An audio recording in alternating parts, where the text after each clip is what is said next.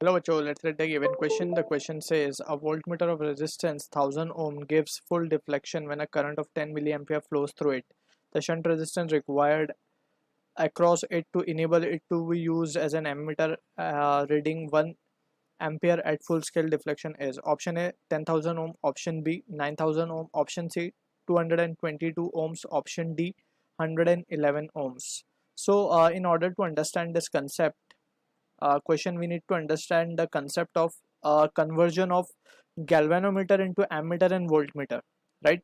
So जब भी हम galvanometer को let's say voltmeter में convert करते हैं, so for about voltmeter we can say, सबसे पहले हम लिख देते हैं इसको properly, galvanometer को अगर हम convert करते हैं voltmeter के अंदर, so we connect high resistance in parallel series, ठीक है ना, क्योंकि हमें पता है वोल्ट मीटर के पास बहुत ही हाई रेजिस्टेंस होता है, हाई रेजिस्टेंस।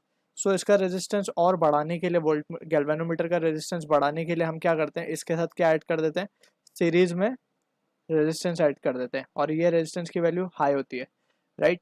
अब गैल्वेनोमीटर किस में कन्वर्ट हो गया, वोल्ट मीटर। अब अगर हमें वोल्ट मीटर को कन्वर्ट करना है एमीटर के अंदर, सो हम क्या करेंगे, वी विल कनेक्ट पैरेलल में, क्योंकि हमें पता है कि एमीटर का जो रेजिस्टेंस होता है वो बहुत कम होता है, राइट।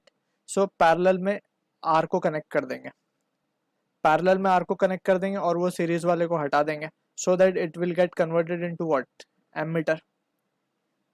सो इससे क्या होगा, ओवरऑल जो रेजिस्टेंस है, ठीक है, वो भी कम हो जाएगा, ठीक। सो इन दैट सिचुएशन हम क्या कह सकते हैं कि एमीटर के अंदर voltmeter will get converted. So हमें ये चीज़ समझ में आ गई कि अगर हमें कन्वर्ट करना है सो हमें पैरेलल में या फिर शंट रेजिस्टेंस का यूज़ करना होगा, ठीक है। सो हम कंसिडर करते हैं, let's say we have a voltmeter. So in that situation अब हम क्या देख सकते हैं, गैल्वेनोमीटर को वोल्ट मीटर में, अब वोल्ट मीटर को हमने एमीटर में कन्वर्ट किया। सो बेसिकली हमने गैल्वेनोमीटर के साथ एक क्या चीज़ लगा दी, हाई रेजिस्टेंस सीरीज को हटा के हमने पैरेलल में एक शंट को लगा दिया, right. So this will be the situation that is indirectly been given to us in the question, right. So ये यहाँ पे हमें ध्यान रखना है इस चीज़ का। सो यहाँ से जो करंट जाएगा वो जाएगा आई जी, और शंट में से जो करंट जाएगा वो जाएगा I S, right.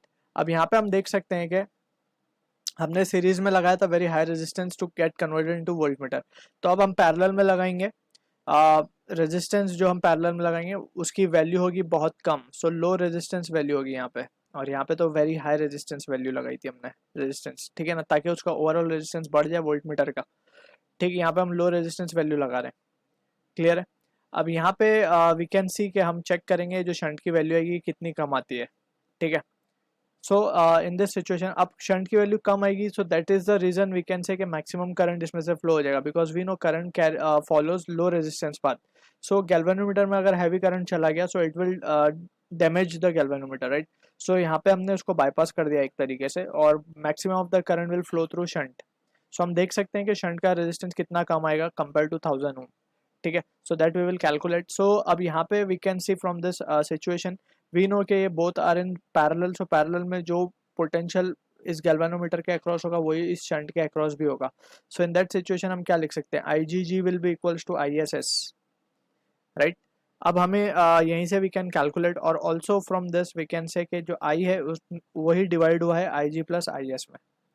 So from this situation we will try to solve the given question. अब हमें वोल्ट मीटर का रेजिस्टेंस गिवन है, बेसिकली हमें गैल्वेनोमीटर का ही रेजिस्टेंस गिवन है ये, ठीक है। तो जी की वैल्यू बेसिकली हमें गिवन है 1000 ओम, राइट।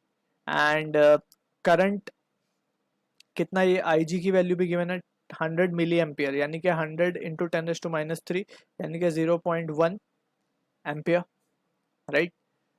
शंट रेजिस्टेंस रिक्वायर्ड, हमें एस की वैल्यू फाइंड करनी है ताकि जो करंट आ रहा है 1 एम्पियर तक का it can measure. So this is the data that is been given to us.